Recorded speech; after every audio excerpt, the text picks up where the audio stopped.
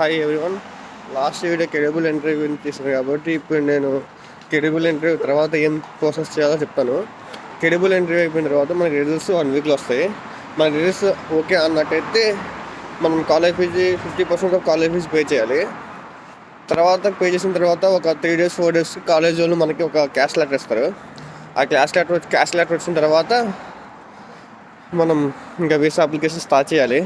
Visa అప్లికేషన్కి 3 types ఉంటాయి. ఒకటి normal visa ఒకటి ఉంది, ప్రియారిటీ, సూపర్ ప్రియారిటీ ఉంది. నార్మల్ వీసా అంటే ఏమో కొంచెం మనీ తక్కువ, కానీ వీసా వస్తానికి టైం తీసుకునేది.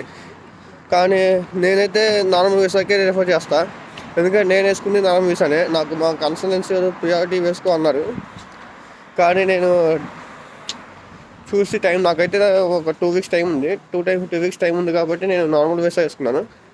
నేను నా వీసా స్లాట్ అయిపోయిన తర్వాత 1 weekలో నాకు వచ్చేసింది. అండ్ మీరు ఏం చేస్తారంటే వీసా అప్లికేషన్ స్లాట్ వేసేటప్పుడు హైదరాబాద్ పెట్టుకోండి. హైదరాబాద్ అంటే లొకేషన్ హైదరాబాద్ పెట్టుకోండి, అంటే మన వీసా మనం డెలివరీ ఇస్తానికి. ఎందుకంటే కొంచెం స్పీడ్గా వస్తుంది కంపేర్డ్ కొంచెం లోకల్ ఏరియాస్కి అయితే కొంచెం ఒక 3 days 4 days టైం పట్టింది. And come to priority visa అయితేమో మ్యాక్సిమం ఉంటే 150,000 ఉండిద్ది.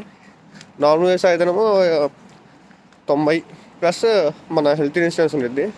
మొత్తం నాకైతే 195,000 అయిపోయింది నార్మల్ వీసా. అది ప్రియారిటీ అయితే దానికన్నా ఒక 55K ఎక్స్ట్రా ఉంటుంది. కొంచెం ఆలోచించి ఏ వీసా వేసుకోవాలో మీకు టైం ఉంటే ఆ టైం బట్టి మీరు ఏ వీసా అయితే డ్రాప్ చేసుకోవాలనుకుంటారో అది డ్రాప్ చేసుకోండి. Thank you.